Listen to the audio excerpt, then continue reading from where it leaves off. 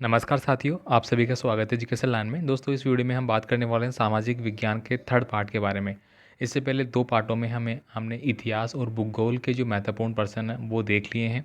तो यहाँ पे हम राजनीतिक विज्ञान के जो इम्पोर्टेंट आपके चैप्टर है, 5-7 चैप्टर, उनके सभी प्रश्नों को सिलेक्टेड करके हमने यहाँ पे लेके आ चुके हैं, जो कि आपके मोस्टली राजनीतिक विज्ञान में, जैसे कि आपका संविधान हो गया और इससे रिलेटेड जो धर्मनिरपेक्षता हो गई, इससे रिलेटेड जो पर्सन है वो यहाँ पे हम शामिल करने वाले हैं। तो दोस्तों, ये वीडियो आपके लिए काफ़ी इंपॉर्टेंट रहने वाला है। साथ ही साथ इसकी पीडीएफ फाइल है दोस्तों, आपको हमारे ऐप जो एजुकेशन लाइन है वहाँ से मिल जाएगी। तो चलिए स्टार्ट करते हैं यहाँ पे। और आपसे रिक्वेस्ट भी रहेगी कि आप चैनल पे नए हैं तो प्लीज़ चैनल को सब्सक्राइब ज़रूर कर लेना। और इसके बाद दोस्तों लास्ट जो हमारा रहेगा, हमारा राजस्थान से रिलेटेड जो आपके 5-6 चैप्टर हैं वो हम नेक्स्ट वीडियो में करवाएंगे। दोस्तों, अलग अलग वीडियो बनाने का उद्देश्य यही है कि आपको ज़्यादा पढ़ना ना पड़े। आपको 8-10 मिनट में एक एक वीडियो मिल जाएगा, 10-15 मिनट का। उसमें दोस्तों आपको अलग टॉपिक वाइज है वो सारे पर्सन आपके क्लियर हो जाएंगे। तो चलिए स्टार्ट करते हैं यहाँ पे पहले पर्सन से। संविधान का जनक कहा जाता है। तो दोस्तों, संविधान का जनक है वो भीमराव अंबेडकर जी को कहा जाता है। ये आपके लिए वेरी वेरी इंपॉर्टेंट है। हाफ ईयरली एग्जाम में लगभग सभी पेपरों में पर्सन पूछा गया है। आगे देखिए, भारत में प्रथम आम चुनाव हुए थे तो 51-52 में हुए थे। तो यहाँ पे 51 तो है नहीं, 52 है, तो 52 हम कर लेंगे। भारत का संविधान लागू हुआ था 1950 को। कब भाई? 26 जनवरी। ठीक है, 26 जनवरी 1950 को। आज 24 जनवरी हो चुकी है, कल 25 जनवरी है। और कल जो वोट देने का अधिकार है, जिसको अपन क्या बोलते हैं, निर्वाचन आयोग की तरफ से जो मताधिकार है, वो दिवस है कल। तो आपको सभी को ऑलरेडी में तो इम्पोर्टेंट जो आपका डे है भारतीय संविधान के अनुसार से, उसकी बधाई देता हूँ। साथ ही साथ 26 जनवरी का जो पर्व हमारा आ रहा है, तो दोस्तों आपको मैं बता दूं कि आपकी परीक्षाओं के दिन ज़्यादा नहीं बचे हैं। बहुत सारे विद्यार्थियों के मेरे पास कॉल भी आते हैं कि कब से स्टार्ट होने वाली है। तो आपको पता है कि एमपी में आपकी परीक्षाएँ हैं वो आपकी 6 मार्च से हैं। जबकि राजस्थान से अगर मैं बात करूँ तो राजस्थान में जो कक्षा 10 है, 10th की जो बोर्ड परीक्षाएँ हैं, उनके साथ साथ आपकी परीक्षाएँ स्टार्ट होगी। तो 10th की परीक्षाएँ भी आपको पता ही है, टाइम टेबल आ चुका है। और मैं एक बार फिर से आपको रिवाइज करा दूंगा वीडियो में। फिलहाल हम इनको देखते हैं। तो यहाँ पे देखिए, पंजाब प्रांत का विभाजन कब हुआ था? 1966 में। इंपॉर्टेंट है। और संविधान सभा के स्थायी अध्यक्ष कौन थे? डॉक्टर राजेंद्र प्रसाद हो जाएंगे यहाँ पे। तो दस्तावेजों के बारे में पूछा है, तो उन दस्तावेजों को क्या कहते हैं? तो संविधान कहते हैं, जिनमें कि किसी भी देश की जो कानूनी व्यवस्थाएं लिखी रहती है, जिससे कि पूरे संपूर्ण देश का कानून चलता है, उसको अपन संविधान ही बोलते हैं। अब देखिए, यहाँ पे रिक्त स्थान वाले प्रश्न आते हैं। बोर्ड नमूना प्रश्न पत्र 2023 में पूछा गया है कि संविधान के अनुसार सरकार के कितने अंग होते हैं? विधायिका होती है, कार्यपालिका और न्यायपालिका। तो ये आपको यहाँ पे लिखे हुए मिल जाएंगे, तो आप इनको देख लेना, ठीक है। और साथ ही आपसे रिक्वेस्ट है, आपका कोई भी कमेंट है तो आप हमें कमेंट कर सकते हैं। व्हाट्सअप नंबर आपको दे रखे हैं, वहाँ पे भी आप कर सकते हैं।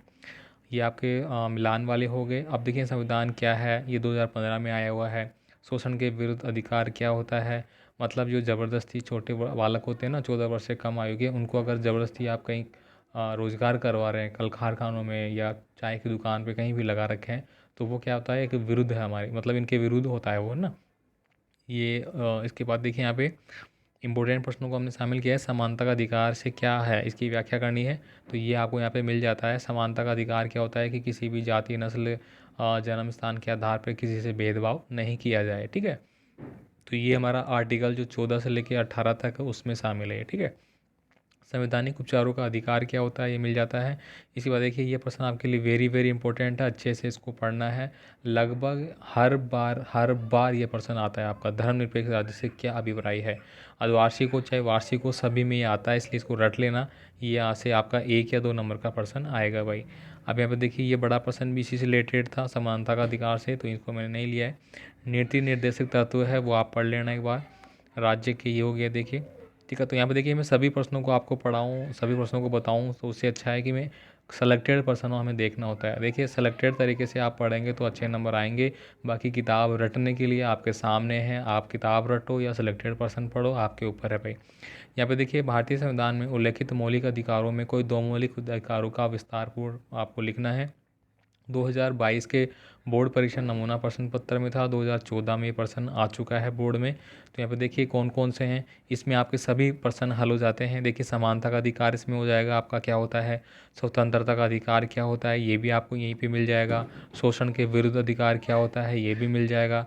धार्मिक स्वतंत्रता का अधिकार क्या होता है, ये भी आपको यहाँ मिल जाएगा। इसलिए मैंने ये बड़ा प्रश्न इंक्लूड किया है। ये प्रश्न अगर आपने पढ़ लिया है तो इस पार्ट के सारे प्रश्न आपके हल हो जाएंगे। सांस्कृतिक हो गया, संवैधानिक उपचारों का अधिकार हो गया, तो ये सारे आपको यहाँ पे मिल जाएंगे। निरंकुशता क्या है संविधान में, इसका क्या हल है, 2022 के बोर्ड नमूना प्रश्न पत्र में था ये, तो ये आप देख लेना। यहाँ पे देखिए पूरी जो क्वेश्चन बैंक मैं आपको बता रहा हूँ फिलहाल, वो आपके सभी महत्वपूर्ण प्रश्नों को लेके है, पिछली परीक्षाओं में आए हुए प्रश्न हैं उनको लेके हैं। तो ये इस प्रकार से आपको कहीं नहीं मिलेगा। और इसके साथ साथ हम जो भी आपके पेपर है वो भी साथ साथ हल कर रहे हैं, वो भी मैं आपको करवा रहा हूँ जैसे जैसे टाइम है, जैसे जैसे अवेलेबल मिल हो रहे हैं, ठीक है। तो आप ये ना समझे कि हम किताब को भी पढ़ेंगे, हम प्रश्नों को भी हल करेंगे, उससे उसके ऊपर भी अभ्यास करेंगे। लेकिन आपके साथ पास में ज़्यादा से ज़्यादा अगर मटेरियल होगा तो आप उसको अच्छे से कवर कर पाएंगे। सेकेंड है यहाँ पे धर्मनिरपेक्षता की समझ। अब यहाँ पे देखिए धर्मनिरपेक्षता से क्या तात्पर्य है, 2022 के मॉडल में था ये। तो ये प्रश्न इंपॉर्टेंट है दोस्तों, मैं फिर से बता दूँ, आप इसको पढ़ लेना। वह देश जिसमें गैर मुस्लिमों को अपनी धार्मिक पूजा स्थलों के निर्माण की इजाज़त नहीं है, तो सऊदी अरब हो जाएगा। अब यहाँ पे सारे इंपॉर्टेंट है, आप देख लेना यहाँ पे।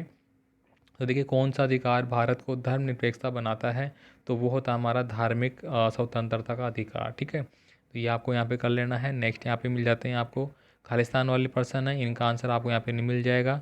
भारतीय राज्य क्या है, धर्मनिरपेक्ष राज्य है, ठीक है। तो यहाँ पे रिपीटेड क्वेश्चन आपको ऑब्जेक्टिव में मिलेंगे, खालिस्तान में मिलेंगे और मिलान वाले प्रश्नों में मिलेंगे। इससे क्या होगा कि अगर आप इनको एक एक बार रिपीट करेंगे तो अच्छे से याद हो जाएंगे। और वीडियो को अपने दोस्तों को भी शेयर कर देना साथियों। अब यहाँ पे देखिए अगले जो है सारी चीज़ें, धर्मनिरपेक्षता क्या होती है, पूरा चैप्टर धर्मनिरपेक्षता से रिलेटेड है और लगभग सभी प्रश्न इसी से रिलेटेड रखे हैं। तो हमने जो इम्पोर्टेंट है बड़े वो शामिल कर लिए हैं। यहाँ पे देखिए भारतीय धर्मनिरपेक्षता क्या है, ये बोर्ड परीक्षा 2023 में आ चुका है और नमूना प्रश्न पत्र था उसमें भी इसको लिया गया था। तो आप देख सकते हैं बड़ा प्रश्न है ये, 5 नंबर का आपके एग्ज़ाम में आया था। अब इसको आप देख सकते हैं यहाँ पे ये क्या होता है भाई, भारतीय संविधान में भारत को एक धर्मनिरपेक्ष राज्य है वो घोषित किया गया है, क्योंकि भारत का कोई एक धर्म नहीं है, किसी एक धर्म के प्रति कोई वो नहीं है, किसी धर्म के प्रति भेदभाव नहीं करता है। भारतीय संविधान के अनुसार सभी धर्म को मानने की प्रावधान वो दिए गए हैं। तो यहाँ पे आप इसको विस्तार पूर्वक पढ़ सकते हैं, ठीक है। तो ये सारी चीज़ें उसी में इंडिकेट हो जाती है, तो अलग पढ़ने की ज़रूरत नहीं है।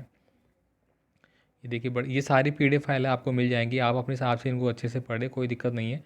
लेकिन हमें सिलेक्टेड पर्सन पढ़ना है, इसलिए मैं सिलेक्टेड पर्सन ही पढ़ाऊँगा। अब यहाँ पे देखिए थर्ड पार्ट जो हमारा है वो है संसद और कानून, ठीक है। तो वो आपको यहाँ पे देख लेना है, ठीक है। बाकी ये हमारा व्हाट्सअप नंबर है, आप यहाँ पे साइड में देख पा रहे होंगे।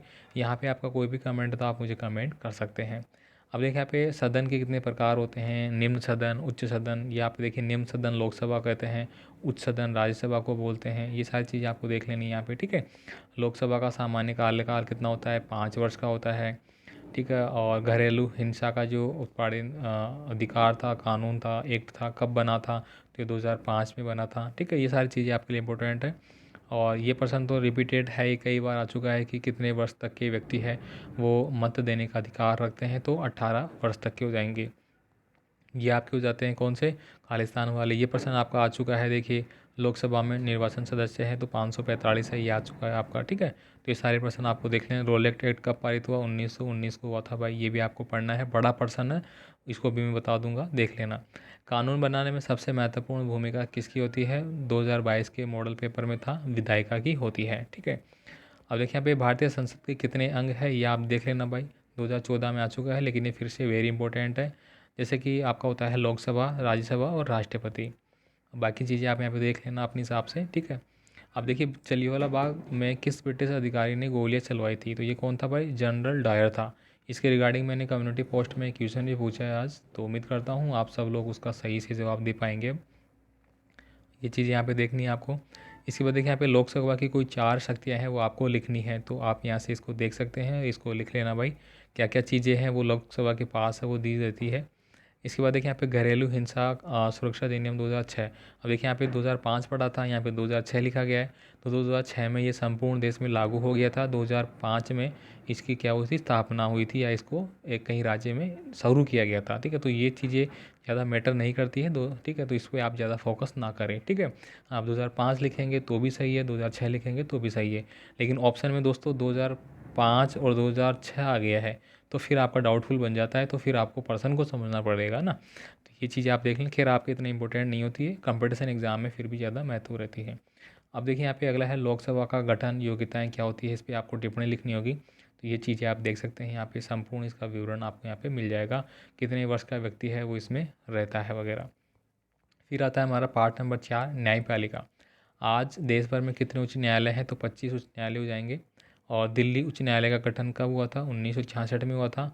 या फिर ऐसे पूछा जा सकता है कि भारत का उच्च न्यायालय कहाँ पे स्थित है, तो दिल्ली में है। ठीक है, तो समझना है आपको, प्रश्नों को रटना नहीं है। देखिए मैं फिर से कह रहा हूँ कि सफलता पाने की कोई वो नहीं होती है, कोई मंत्र नहीं होता है, पढ़ना पड़ता है भाई खुद को। और आपको बता दूं कि आप में से बहुत सारे विद्यार्थियों ने अभी तक जो ट्वेल्थ फेल जो मूवी है, ठीक है, आपने नाम तो सुना होगा। आप मैं चाहता हूँ कि आप विद्यार्थी सब उस मूवी को देखें। वो मूवी आपके लिए काफ़ी मोटिवेशन का कार्य करेगी। उसमें पूरा बताया गया है कि किस तरह से एक विद्यार्थी संघर्ष करते हुए वो एक ऊंचाई तक पहुंचता है। ठीक है, तो वो चीज़ें आप देखें, अच्छे उनसे सीखें, ऐसी प्रकार की मूवी आप ज़रूर देखें। यहाँ पे देखिए शक्ति पृथक्करण से क्या तात्पर्य है। भारत में एक सर्वोच्च न्यायालय है। भारत का सर्वोच्च न्यायालय कहाँ पे है, देखिए आ चुका है ना, दिल्ली में है। तो ये सारे प्रश्न आपको यहाँ पे मिल जाएंगे। आंसर मैंने ऑलरेडी टिक कर दिया है, PDF फाइल में अच्छे से मिल जाएंगे। खालिस्तान वाले प्रश्न है वो आपको मिल जाएंगे। अब देखिए यहाँ पे न्यायपालिका से रिलेटेड आपके अति लघुतात्मक प्रश्न आ गए, तो हमें मोस्ट इंपॉर्टेंट देख लेना है यहाँ पे। देखिए ठीक है, ये वापस रिपीटेड रिपीटेड रिपीटेड चलते हैं वो सारे प्रश्न। तो फौजदारी कानून को उदाहरण सहित बताना है, बोर्ड परीक्षा 2023 में आ चुका है। तो यहाँ पे इसका आंसर आपको मिल जाएगा अच्छे से। स्वतंत्र न्यायपालिका से क्या आशय है, नमूना पत्र में था ये, जो मॉडल पेपर होता है। ठीक है, तो ये भी आप देख लेना, दोनों इंपॉर्टेंट आपके लिए। इसके बाद देखिए प्रणद न्यायपालिका की भूमिका क्या हो गई, तो ये तो मेरे हिसाब से छोड़ देना आप इसको।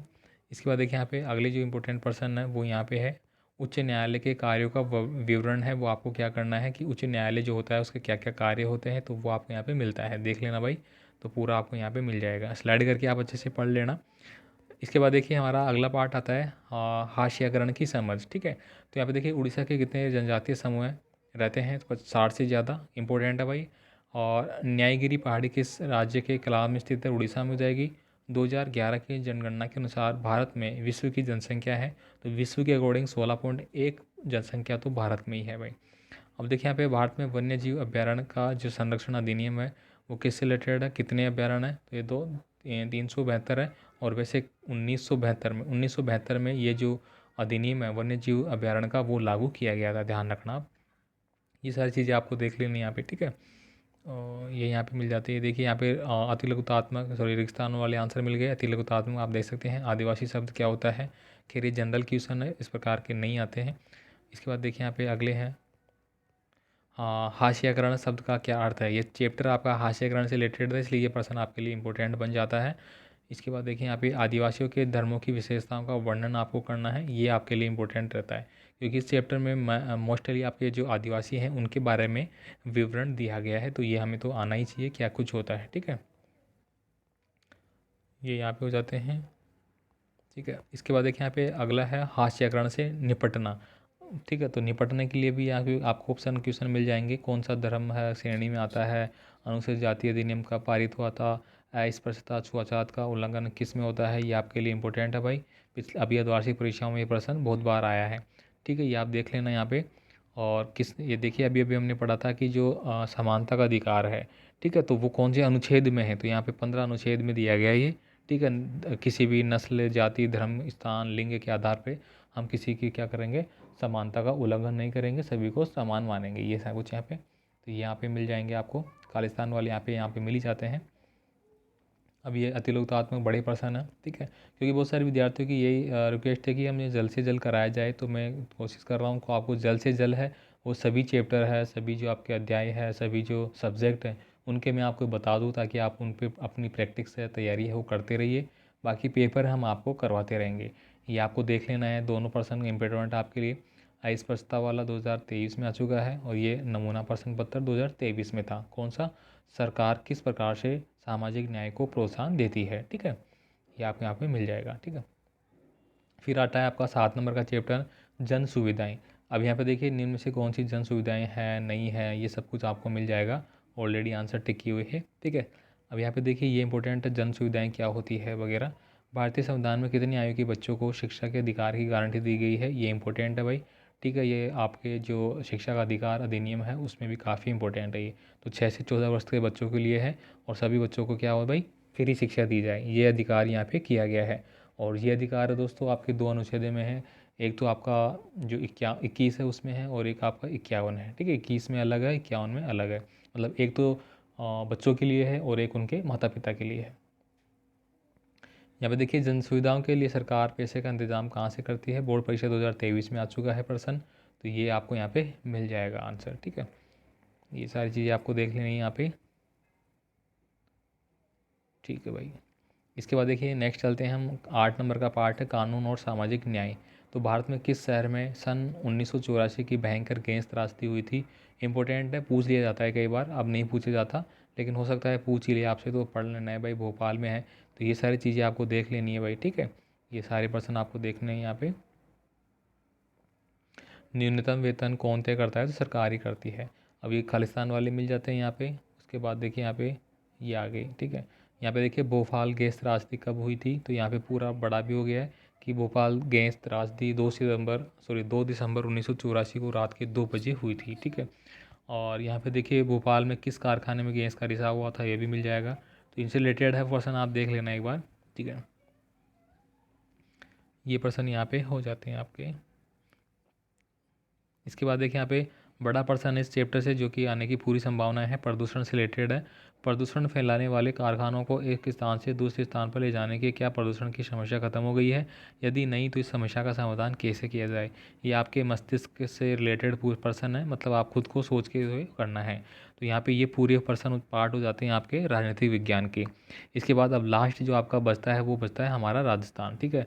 तो वो भी मैं आपको जल्द ही करा दूंगा, ठीक है। या तो आज तो पॉसिबल नहीं है, कल मैं आपको 100% करवा दूंगा, ठीक है। तो इन प्रश्नों को आप अच्छे से पढ़ लेना, गारंटी के साथ कह रहा हूँ। अगर इन प्रश्नों को आपने पढ़ा है अच्छे से, इन्हीं पे आपने प्रैक्टिस अच्छे से करी है, तो आपका एग्ज़ाम में बहुत अच्छे अंक आएंगे। कोई यहाँ पे लालच नहीं है कि आपको ऐसा करना है वैसा करना है। पढ़ने का तरीका है वो बताया जा रहा है, आपको पढ़ना पड़ेगा, सिंपल सी बात है। ऐसा कोई भी चीज़ नहीं है, कोई ऐसी दवाई नहीं है जो आपको पिला दी जाए, ठीक है। तो आप उम्मीद करता हूँ कि आप अच्छे से पढ़ेंगे और अपने भविष्य के लिए भी अच्छे से चीज़ें सीखेंगे।